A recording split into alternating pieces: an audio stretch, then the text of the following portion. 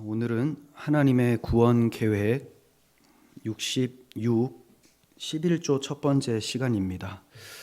제목은 서원 그리고 장자 11조로 마치는 레위기입니다. 서원과 장자 그리고 11조로 마치는 레위기. 큰 제목을 11조 첫 번째 시간이라고 정했는데 다음 주까지 11조를 좀 하려고 합니다. 보통 많은 교인들이 궁금해하는 그 11조에 대해서는 아마도 이제 다음 주에 조금 더 자세하게 살펴보게 될 것이고, 오늘은 서원에 대해서, 그리고 초태생이라고 하죠. 처음 난 것, 사람이라면 장자가 되죠. 이 장자에 대해서 좀 중점적으로 살펴보고, 그리고 이제 이러한 서원과 초태생 그리고 11조의 연관성에 대해서 좀 살펴보려고 합니다. 그런데 이제 11조로 제목을 크게 정한 것은 이걸 관심 있어 하거든요, 사람들이. 11조 하면 많이 관심 있어 해요. 근데 저는 그 관심 있어 하는 게 좀 불손한 의도에서 관심 있어 하는 사람들이 많은 것 같아서 좀 안타깝습니다. 내기 싫은데 여기에는 뭐라고 말할까, 뭐 이런 접근이죠. 먼저 11조를 이해하기 위해서는 이 서원과 장자, 초태생에 대한 의미를 바르게 해석해야지 11조도 자연스럽게 연결될 수가 있어요. 그리고 이제 다음 주에는 오늘은 이제 이러한 내용을 하고, 다음 주에는 성경에서 11조에 대해서 어떻게 전체적으로 얘기를 하고 있는지 좀 살피고 마무리를 하도록 하겠습니다. 본문은 레위기를 마치는 마지막 장 27장인데, 여기에는 앞서 말씀드린 대로 서원에 대해서 나오고 초태생에 대해서 그리고 11조에 대해서 말씀이 나옵니다.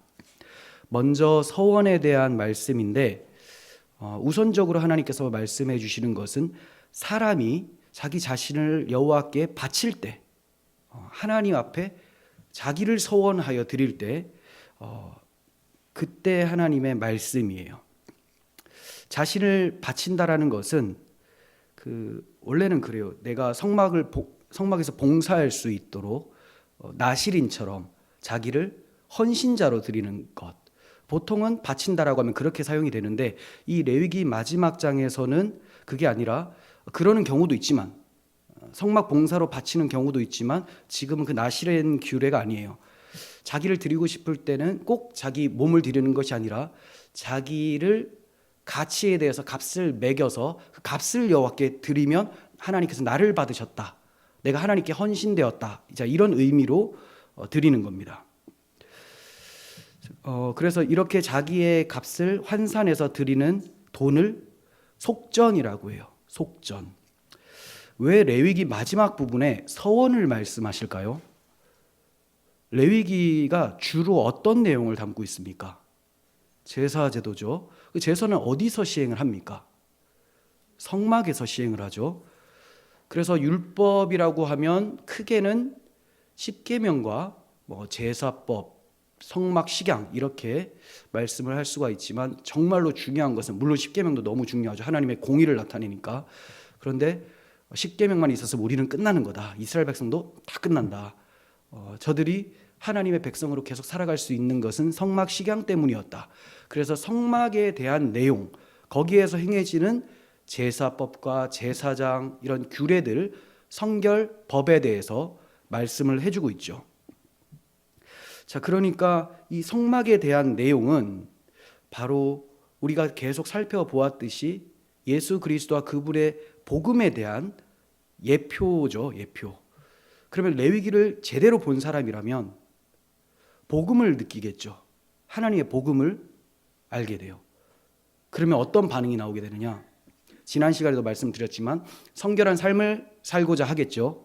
그리고 더 하나님 앞에 뭔가 드리고 싶어서 자기 자신을 드리고자 하는 서원이 발생된다는 거예요.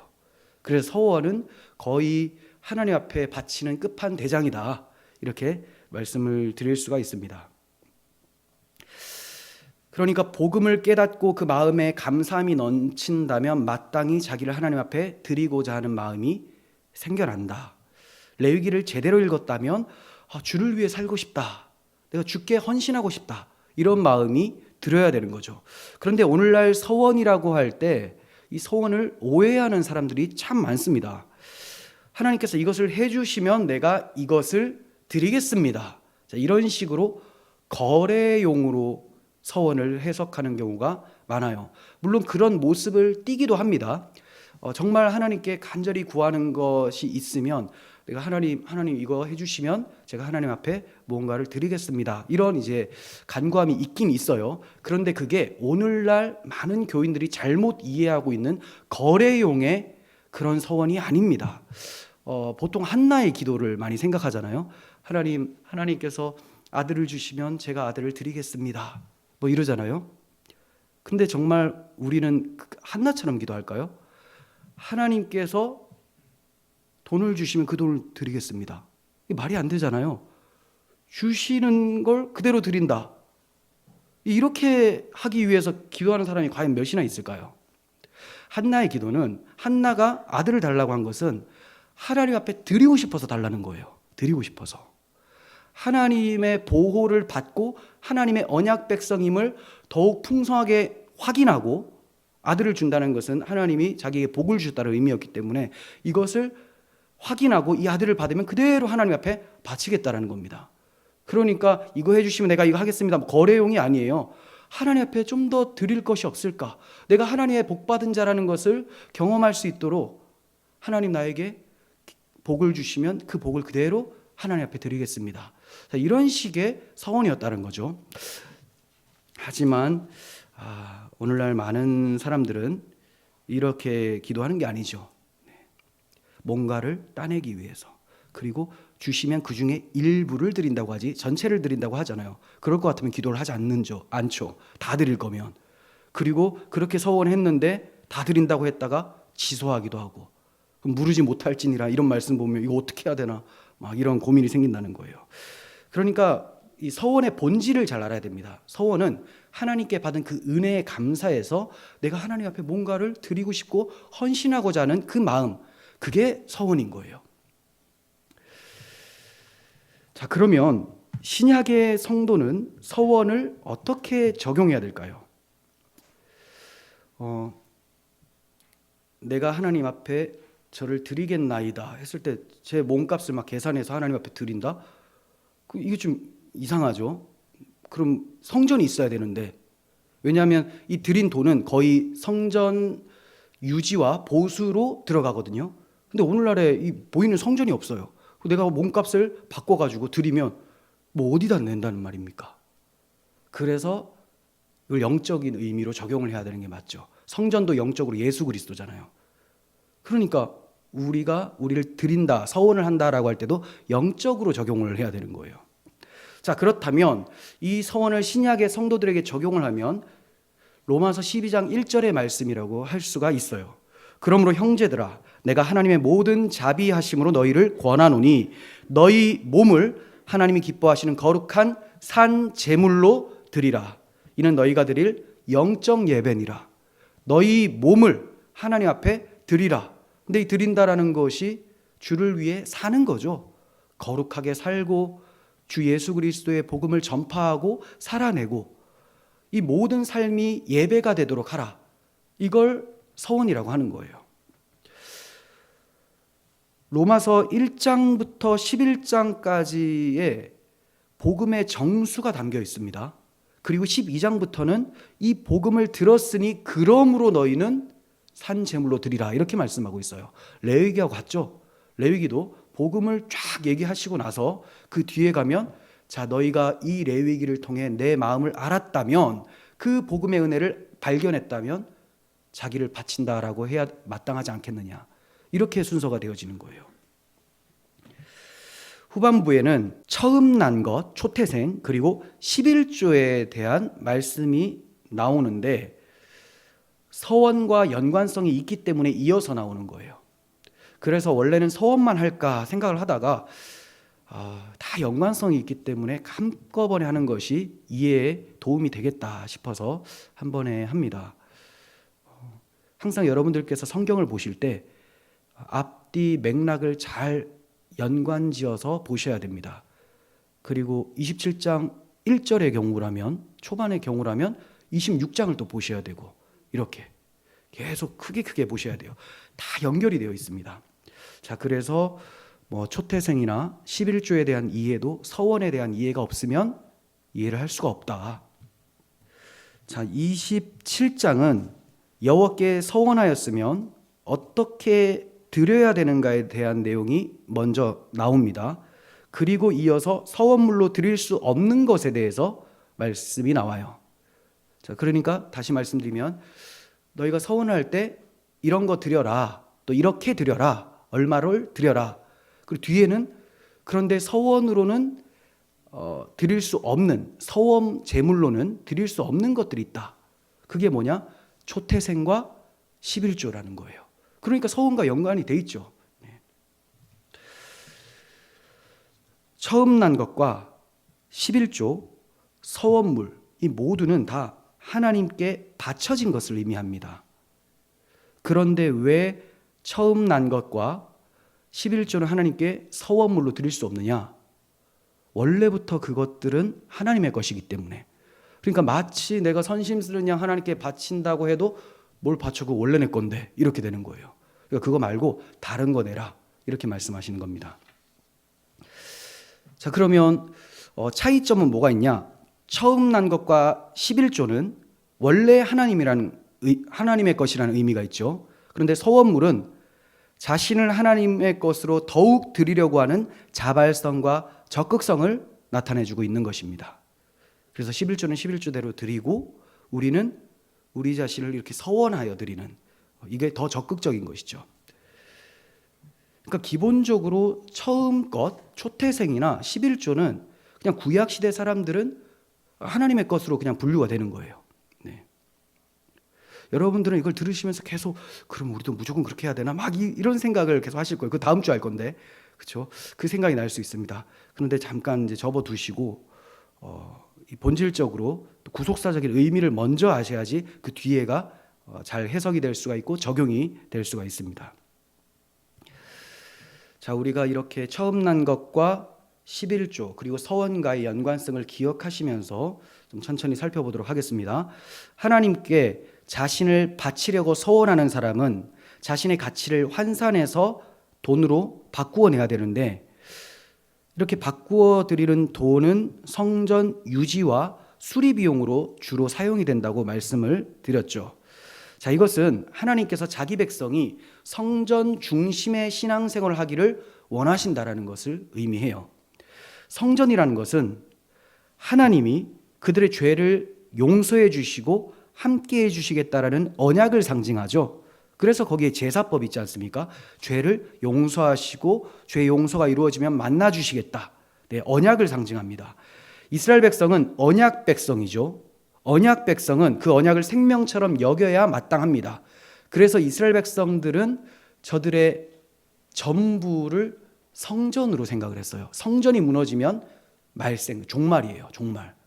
그래서 이스라엘 백성들이 성전 무너진다 하면 이제 우리는 끝났다. 성전이 불타버리고 예루살렘이 도시가 막 다 타버리잖아요. 파괴되고 이스라엘 백성 끝났다라는 겁니다. 저들의 전부였거든요. 왜냐하면 언약이 거기에 있거든요.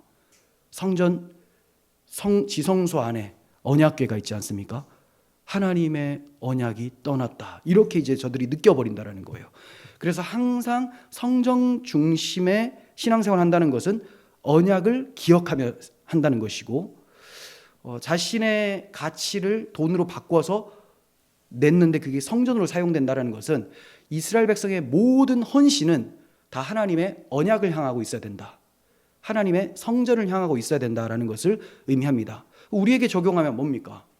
우리의 모든 헌신은 우리의 성전 대신 예수 그리스도, 그분의 복음을 향해 있어야 된다라는 것을 의미하는 거예요. 교회에다 바친다, 이게 아니에요. 그리스도의 복음, 하나님 나라와 그의 의를 위해서 우리가 헌신해야 된다라는 것을 얘기를 하는 것이죠.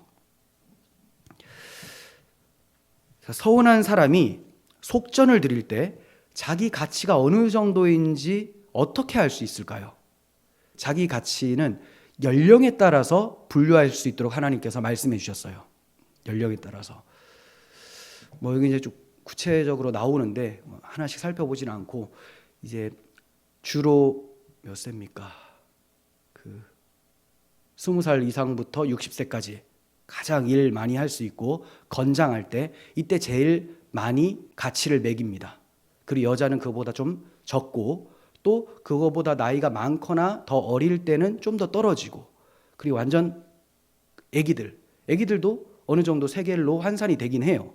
하지만 굉장히 적어요. 자, 이거 뭐 때문에 그럴까요? 노동력 때문에 그래요. 노동력.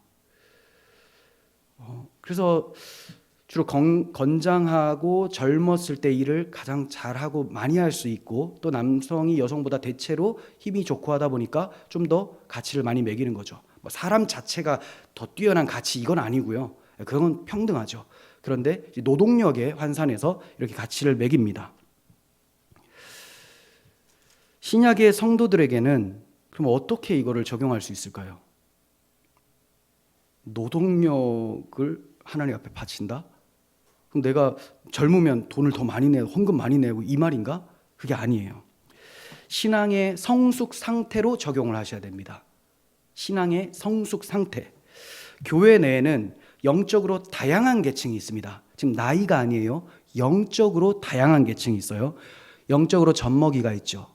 뭐 새신자들일 수 있겠죠. 또 전투할 자, 가르칠 자, 섬길 자 등이 있습니다. 하나님께서는 민수기에서도 20세 이상 싸움에 나갈 사람들을 계수하라고 하시죠. 우리에게 영적으로 적용하면 싸움에 나갈 만한 하나님 나라와 그의 의를 위하여 복음을 들고 나아가는 하나님의 전신갑주를 입고 나아가는 성숙한 영적인 성도들이 있다는 거죠. 자, 이런 연령층을 얘기를 하는 거예요. 자, 그래서 다양한 영적 연령층이 있는데 분명한 것은 이스라엘 백성의 모든 연령에게 서원값이 주어지거든요. 갓난아기도 서원값이 있어요. 이것은 우리에게 어떻게 적용할 수 있습니까? 교회의 모든 성도는 그가 새 신자건 뭐 오래된 신자건 상관없이 모두가 다 하나님의 백성이며 하나님께 헌신해야 될 사람들이다라는 거예요. 모두가 다. 그러면 나는 어느 정도의 그 가치가 있을까? 나는 어느 정도의 서원값을 내야 할까? 달리 표현해 보겠습니다. 나의 신앙은 어느 정도 연령층에 속할 수 있을까? 나의 신앙의 성숙함은 어느 정도일까죠? 저마다 다르겠죠. 성숙한 만큼 하나님의 복음을 많이 이해하고 누린 만큼 헌신하고자 하는 마음이 더 크겠죠. 자신을 기꺼이 드리고자 하는 마음이 더 클 거예요. 자, 이게 자신을 환산한 가치인 겁니다. 그래서 이거를 정말 문자대로 대입하시면 이거 큰일 납니다. 막 이상해져요. 구약 성경이. 우리가 다 성숙해서 정말 하나님 보실 때 싸움에 나갈 만한 자, 이런 사람이 돼서 그 20대부터 60대까지 가장 많은 세겔, 50세겔을 내거든요. 이렇게 하나님께 온전히 헌신할 수 있는 그런 사람으로 되었으면 좋겠습니다. 자, 8절을 보시면 그러나 서원자가 가난하여, 자, 앞에는 자기의 신체 연령에 따라서 내가 이제 20에서 60살이다. 그러면 50세겔을 내는 거거든요. 근데 가난해서 하나님 앞에 자기를 바치고 싶은데 가난해서 그 정도 마련을 못할 때 어떻게 해야 되느냐? 네가 정한 값을 감당하지 못하겠으면 그를 제사장 앞으로 데리고 갈 것이요. 제사장은 그 값을 정하되 그 서원자의 형편대로 값을 정할지니라. 네. 더 하고 싶어도 가난해서 못하는 경우, 그래도 하나님 앞에 헌신할 수 있도록 하나님은 기회를 주시고 그의 헌신을 얼마든지 받으신다는 거예요. 이거는 우리에게 또 적용해 보면 신앙의 연수에 맞게 성숙해야 되는 것이 마땅하겠지만 꼭 그렇지는 못하죠. 오래 다니면 잘 성숙하면 좋겠는데 여전히 젖먹이 같은 사람들도 있어요. 그렇다고 해서 저들의 헌신은 받지 않으신다? 이게 아니에요. 너의 그 형편대로, 그 수준대로 하나님은 최선을 다하는 것을 기쁘게 받으신다는 거예요. 또한 헌신을 너무나 무겁게 느껴서 자원하는 마음의 기쁨을 잃어버리지 않도록 지켜주시는 하나님의 배려가 나타납니다. 그래서 너는 이 정도 신앙생활 했으면 이만큼 헌신해야지, 이게 아니라 할 수 있는 대로 전심으로 진심으로 할 수 있는 만큼 하면 하나님이 기쁘게 받아주신다. 그럼 우리는 이제 지치지 않고 기쁘고 감사한 마음으로 계속 하나님을 섬길 수가 있겠죠. 하나님께서는 기쁨으로 섬기기를 원하시지 억지로 섬기기를 원치 않으세요. 9절에서 10절 보시면 사람이 서원하는 예물로 여호와께 드리는 것이 가축이면 여호와께 드릴 때는 다 거룩하니 그것을 변경하여 우열간에 바꾸지 못할 것이요 혹 가축을 바꾸면 둘 다 거룩할지며. 이제 자신을 먼저 드리는 서원에 대해서 나오고 이어서 가축을 드리는 서원이 나오죠. 하나님의 초점은 우리 자신입니다. 하나님 우리의 마음을 원하시는 거예요. 그래서 먼저 자신을 드리고 그 이후에 가축이나 뭐 다른 것들을 드리라라고 말씀을 하시는 겁니다. 자신은 드리지 않으면서 예물만 교회를 와요. 예물만. 그거 올바르지 않습니다. 형식적인 종교인이 됩니다. 마음은 여전히 하나님에게서 멀고 예물만 가깝다면 그것이 어떻게 하나님이 기쁘게 받으시는 것이 되겠습니까? 자, 그런데 방금 우리가 읽었었던 9절에서 10절은 좀 독특하고 해석하기 의아한 그런 말씀인 것처럼 보여요. 하나님께 바친 가축은 다 거룩하다라고 말씀하세요. 자, 여기서 바친 가축은 다 정한 짐승입니다. 부정한 짐승이 아니에요. 정한 짐승. 자, 이것을 바치면 하나님 앞에 바친 것들은 거룩해진 것. 이렇게 하나님이 받으세요. 거룩한 거다. 성물이 되는 거예요. 성물. 이 거룩해지는 것은 가축의 어떠함에 따라서 결정된다는 게 아니라 하나님께 서원물로 드려진 모든 가축은 하나님의 것이 됐기 때문에 거룩해진다는 거예요. 그러므로 더 좋은 것으로 드리고 싶다고 해서 이전의 것을 무르고 다시 되찾고 새 것으로 더 좋은 것으로 드린다면 그건 불가하다, 이렇게 말씀하세요. 자, 다시 한번 10절 보세요. 그것을 변경하여 우열간에 바꾸지 못할 것이다.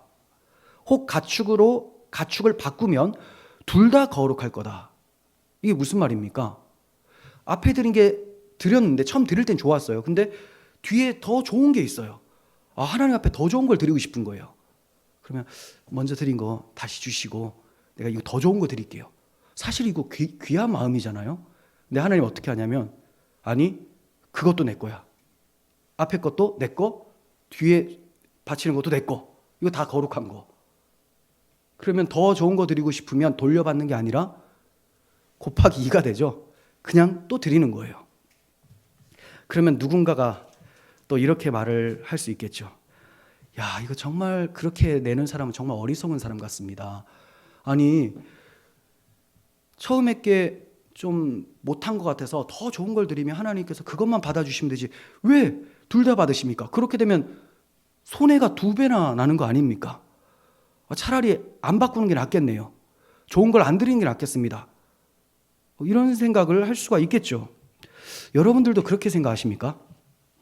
저는 오히려 둘 다 드리는, 앞에 질문했었던 사람 입장에서는 둘 다 빼앗기는 거죠. 저는 둘 다 드리는 그 어리석어 보이는 사람이 정말 귀한 신앙을 가진 사람으로 보여져요. 모든 것이 하나님의 은혜로 받은 것인데 무슨 손해가 납니까? 그리고 먼저 드린 것이 좋지 못하다고 생각될 때 더 좋은 것을 하나님께 하나 더 드리는 것이 오히려 하나님을 공경하는 모습으로 보입니다. 자, 그러면 하나님께서 이런 규례를 주신 이유가 뭐냐? 이상한 그런 규례. 그냥 인간적으로 보면 참 어리석어 보이고 누가 저런 거 할 것 같나? 근데 하는 사람이 있으니까 이렇게 말씀하시겠죠. 이런 서원 규례는 수학적 계산을 하라고 주신 규례가 아닙니다. 하나님께서 네가 나를 사랑하느냐라고 물으시면서 하나님께 대한 우리의 마음과 신앙 고백을 받으시려고 하시는 거예요. 이스라엘 백성들이 자기가 가축을 키우고 그렇게 많은 소산들을 받았을 때 감사함이 있겠죠. 경건한 사람들은. 우리는 원래 애굽의 종이어야 되는데 지금 이게 약속의 땅, 젖과 꿀이 흐르는 땅에 들어와서 복을 누리고 있다. 그래서 뭔가 태어나고 소산이 발생이 되면 하나님밖에 생각이 안 나는 거예요. 은혜가. 하나님의 은혜가. 그래서 앞서 드린 게 좀 별로라면 더 좋은 걸 드리고 싶고 이런 생각을 갖게 된다는 거죠. 그래서 물으려고 생각을 하는 것이 아니라 하나님 앞에 것보다 더 좋은 걸 또 드리겠습니다. 이렇게 나오게 되는 거죠. 11절에서 25절에도 이 서원 제물에 대해서 나오는데요. 여기에는 부정한 짐승을 서원 제물로 바치는 것도 말씀합니다. 부정한 짐승. 근데 부정한 짐승을 서원 제물로 바칠 수 있느냐? 예, 나귀하고 낙타 이런 건데요. 바칠 수가 있어요. 그런데 뭐 제사로 바치는 게 아니에요. 이거는. 그럼 이제 제사장들의 몫이 됩니다. 이러한 좀 부정한 짐승들은. 부정한 짐승을 바쳤거나 집이나 밭에 소산을 바쳤을 때도 물고 싶을 때가 있죠. 아, 이거 다시 돌려받고 싶다. 자, 그럴 때는 원래 값의 5분의 1을 더 내야지만 물을 수 있다고 해요. 자, 이것은 처음 하나님 앞에 드릴 때 신중하라는 거예요. 서원을 할 때 쉽게 생각하고 나중에 뭐 취소하면 되겠지, 그거 하지 말라는 거예요. 네가 입으로 낸 것은 지켜라 라는 말씀이 신명기 23장에 나옵니다. 그래서 신중하게 하나님 앞에 진심으로 드려라, 이것을 말씀하고 있죠. 많은 사람들이 서원을 너무 경솔하게 합니다.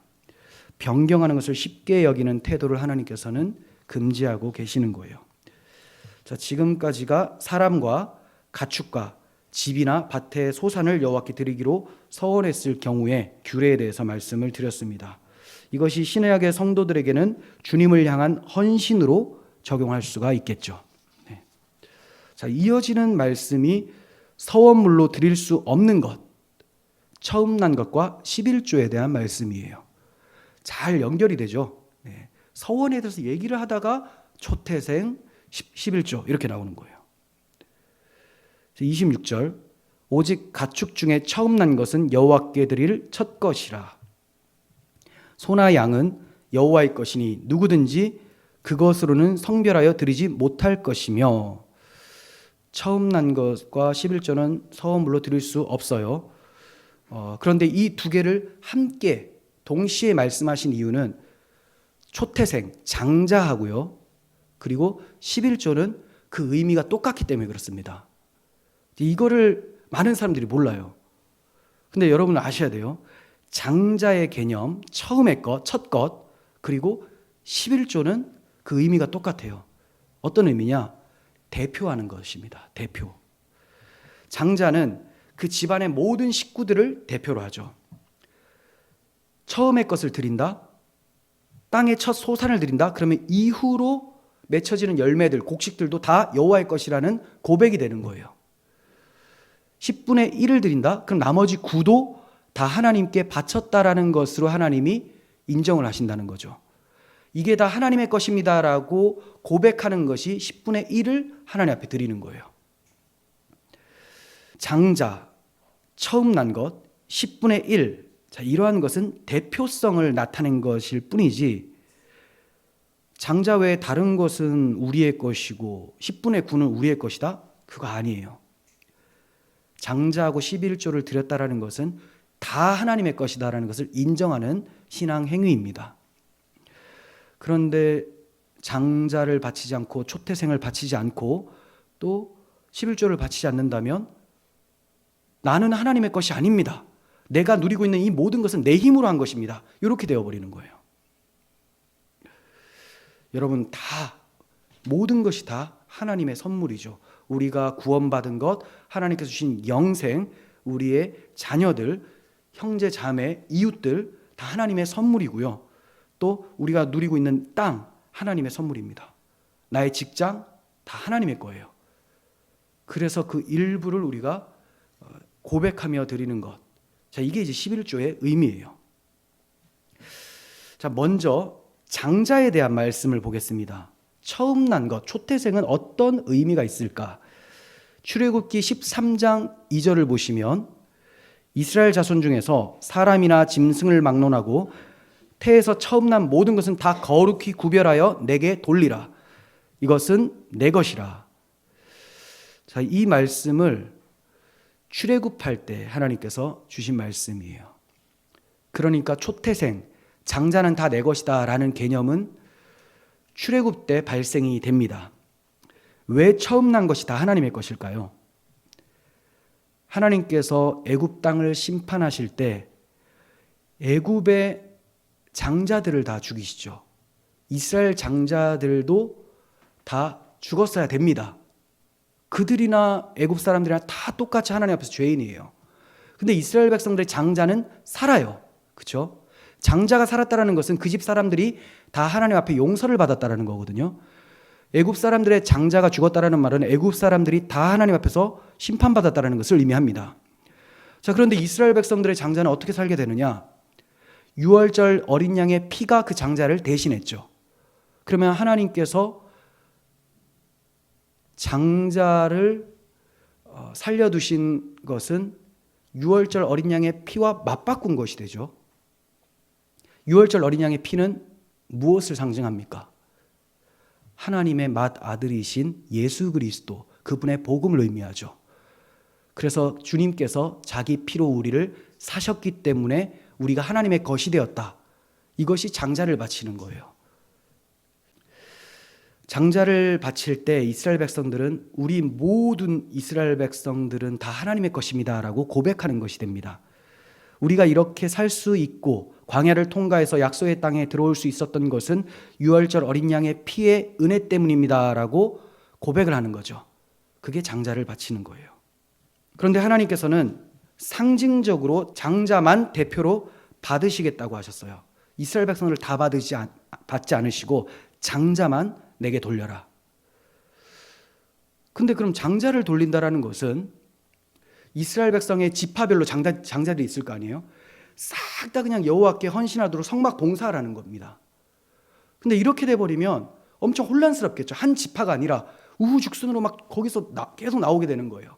이 혼란을 방지하기 위해서 하나님께서 이 장자 대신 레위 지파를 하나님 앞에 바치라고 합니다.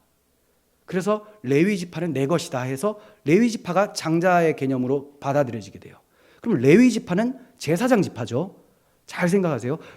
레위 지파는 장자 대신 왔는데 이 사람들은 제사장들이에요. 이거 다 누구를 얘기를 하는 겁니까? 하나님의 장자이자 하나님의 제사장이자 하나님의 레위 지파이신 예수 그리스도를 나타내는 겁니다. 그래서 하나님이 그 아들을 내어주시고 하나님이 그 아들을 돌려받으시는 거예요.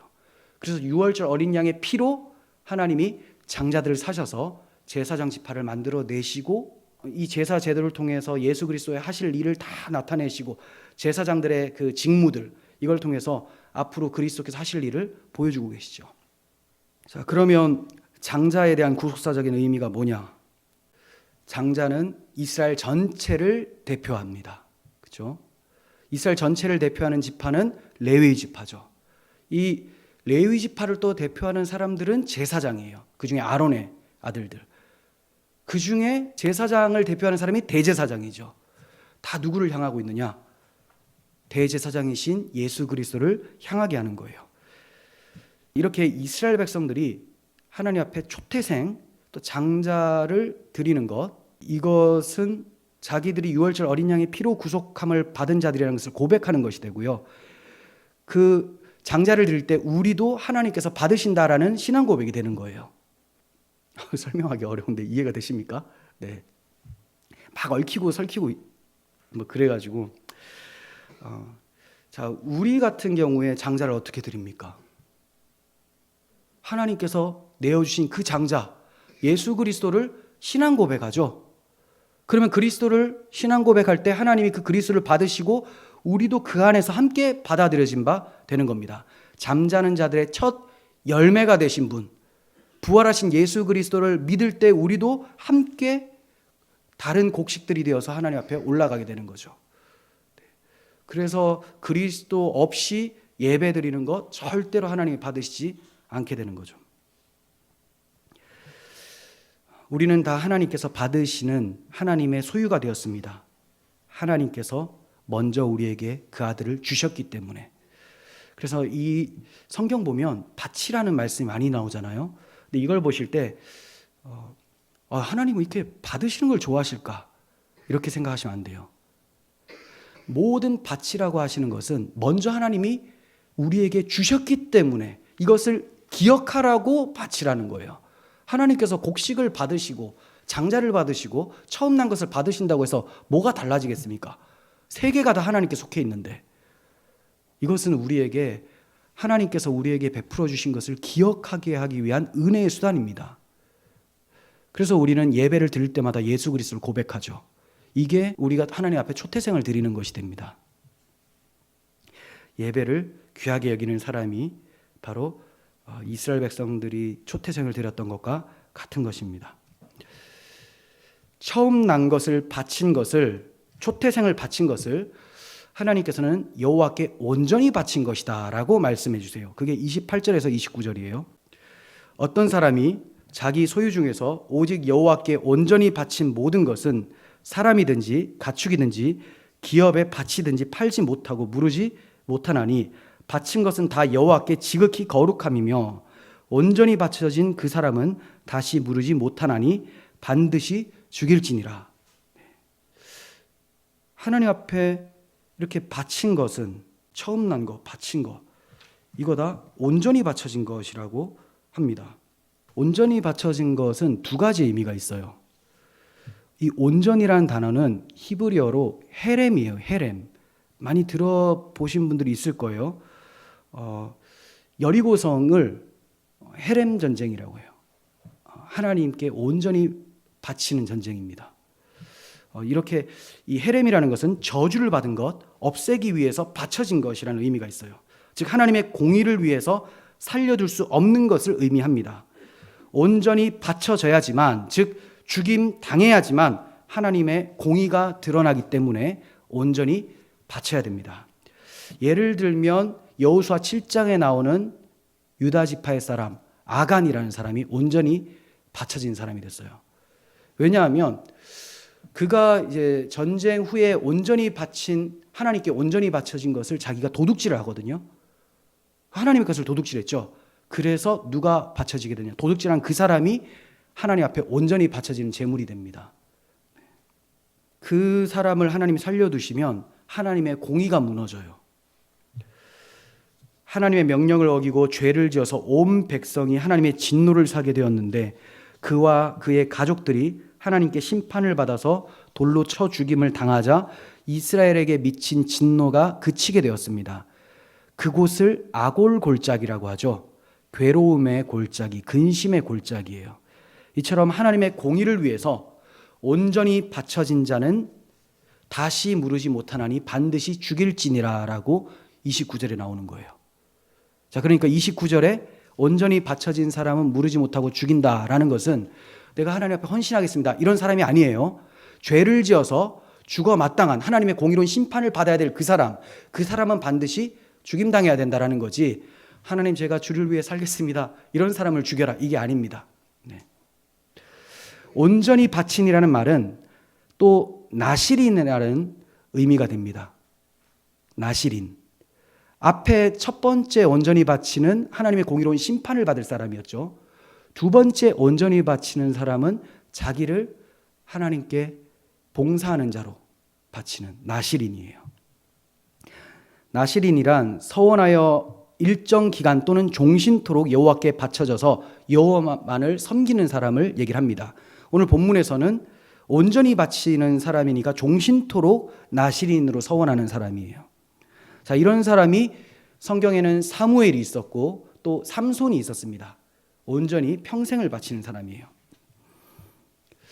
자, 이것을 적용하면 나실인, 하나님께 온전히 평생을 바치는 사람, 자, 이 사람은 우리 주 예수 그리스도시죠.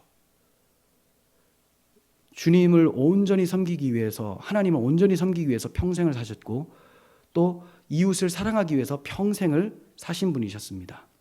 그래서 아간과 같은 우리를 대신해서 아간처럼 여겨지셔서 십자가에서 죽임당하신 거예요. 아간은 자기 죄 때문에 죽었어요. 하지만 우리 주님은 하나님 사랑, 이웃 사랑 때문에 자기를 기꺼이 내어주셔서 아간과 같은 우리를 대신하여 아간처럼 죽으신 것입니다. 그래서 십자가의 골고다 십자가가 바로 아간이 죽은 아골골짜기의 영적인 실체죠. 우리는 아골골짜기를 보면서 아이고 저 무서운 아골골짜기, 이게 아니라 그 무서운 심판을 우리 주님이 십자가에서 대신 담당하셨다, 이렇게 볼 수 있어야 되는 거예요. 주님의 아골골짜기 처형으로 인해서 우리는 나음을 입었고 하나님과의 관계가 회복되었습니다. 이 점을 호세아 2장 15절을 통해서 보게 됩니다. 거기서 비로소 그의 포도원을 그에게 주고 아골골짜기로 소망의 문을 삼아 주리니 그가 거기서 응대하기를 어렸을 때와 애굽 땅에서 올라오던 날과 같이 하리라. 네. 아골골짜기로 소망의 문을 삼아 주신다라는 것은 거기가 심판의 장소인데 이제 너희들을 구원하는 장소가 되었다, 이렇게 얘기를 해요. 십자가입니다. 여러분, 그리스도와 십자가 복음을 믿으셔야 됩니다. 그러면 무서운 심판이 있는 아골골짜기가 소망의 문이 되어서 천국으로 향하는 길이 열립니다. 그러나 이 복음을 거부하고 자기 행위로 하나님 앞에 나아가겠다, 내가 하나님 앞에 나를 온전히 바치겠다라고 하는 사람은 아간처럼 심판을 받게 됩니다. 이제 그분의 피로 속죄함을 받은 모든 그리스도인은 그리스도 안에서 여호와께 온전히 바쳐진 자가 되었어요. 우리 스스로 나아가면 하나님 나를 받아주세요라고 하면 심판이에요. 아간이 되는 거예요. 하지만 그리스도 안에서 하나님 나를 받으소서라고 하면 하나님이 얼마든지 받아주십니다. 온전히 바쳐진 나실인 하나님의 장자 예수 그리스도를 믿는 우리는 이제 나실인처럼 하나님의 장자처럼 온전히 바쳐진 삶을 살아야 마땅합니다. 그래서 바울 사도는 너희는 너희 자신의 것이 아니라 값으로 산 것이 되었으니 그런즉 너희 몸으로 하나님께 영광을 돌리라고 말씀하셨어요. 장자와 11조의 구속사적인 의미가 동일하기 때문에 이어서 이제 11조 이야기가 나옵니다. 30절에서 32절. 그리고 그 땅의 10분의 1, 곧 그 땅의 곡식이나 나무 열매는 그 10분의 1은 여호와의 것이니 여호와의 성물이라. 또 만일 어떤 사람이 그의 11조를 물으려면 그것에 5분의 1을 더할 것이요 모든 소나 양의 11조는 목자의 지팡이 아래로 통과하는 것에 10번째 것마다 여호와의 성물이 되리라. 네, 10분의 1은 여호와의 것이니 온전히 바쳐라, 너의 것이 아니다, 이렇게 말씀하시죠. 11조의 구속사적인 의미는 무엇입니까? 앞서도 제가 말씀을 드렸죠.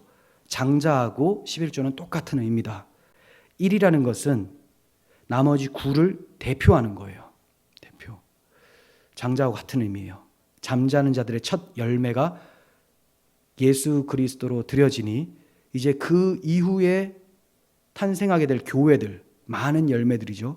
다 여호와께 올려드리는 열매가 됩니다. 이처럼 우리의 11조, 하나님께서 우리에게 주신 먼저 주신 하나님의 전부 예수 그리스도, 그 받은 예수 그리스도를 대표로 다시 고백을 하면 우리도 그 안에서 하나님이 받으시는 것이 된다는 거예요. 그리스도를 머리로 한 모든 성도는 다 그리스도 안에서 하나님께 바쳐지게 되었습니다. 이게 11조의 구속사적인 의미입니다. 그러니 11조를 드린다라고 할 때는 성경적으로 구속사적으로 예수 그리스도를 고백하는 거예요. 그리스도로 사는 인생이 11조의 삶입니다. 그러면 11조 내라는 말이 안 내라는 말이야. 지금 이거 또 고민이 되잖아요. 다음 주에 한다니까요. 예. 그래서 제가 좀 죄송한 마음이 있어서 먼저 앞에 말씀을 드렸던 거예요. 이거 도대체 언제 나오나. 설교 다 끝나가는데 지금. 네. 중요한 것은 예수 그리스도를 중심으로 살아가는 것. 이게 진짜 중요해요. 뭐 정말 내 소득의 10분의 1을 드려요. 근데 그리스도 중심적 삶이 아니야. 그거 아무것도 아니에요. 그건 온전히 바쳐지지 않습니다. 하나님 보실 때 더러운 것이 돼요. 자기 의가 되는 거죠. 하나님 나 이만큼 수고해서 드리니까 하나님 나 복 주세요. 이런 개념은 절대 하나님께서 기뻐하시는 게 아니죠. 여러분, 우리는 거룩한 산 제물로 우리 몸을 하나님께 드릴 수 있게 되었습니다. 그분의 나라와 그분의 의를 위해서 드릴 수 있게 되었어요. 이 복음을 알기 때문에 하나님께서 자신의 전부이신 예수 그리스도를 주셨기 때문에, 하나님의 장자를 우리에게 주셨기 때문에 우리가 하나님의 장자를 드릴 수가 있고 하나님 앞에 11조를 드릴 수가 있죠. 예수님을 드릴 수가 있게 되는 거예요. 이 복음을 아는 사람들은 바울 사도처럼 내가 달려갈 길과 주 예수께 받은 사명, 곧 하나님의 은혜의 복음을 증언하는 일을 마치려 하면 나의 생명도 조금도 귀한 것으로 여기지 않겠노라. 이 고백이 나의 고백으로 여겨지게 됩니다. 그리고 또 고백하기를 내가 그리스도와 함께 십자가에 못 박혔나니 그런즉 이제는 내가 사는 것이 아니요 내 안에 그리스도께서 사시는 것이라. 이제 내가 육체 가운데 사는 것은 나를 사랑하사 나를 위하여 자기를 버리신 그 아들을 믿는 믿음 안에서 사는 것이다. 이것이 우리의 고백이 됩니다. 여러분, 바치는 것을 우선적으로 초점 두지 마시고 하나님께서 주신 것을 기억하시길 바랍니다. 그러면 얼마든지 바치고 싶고 나의 전 인생을 서원하여 드리고 싶은 마음이 생기는 것입니다.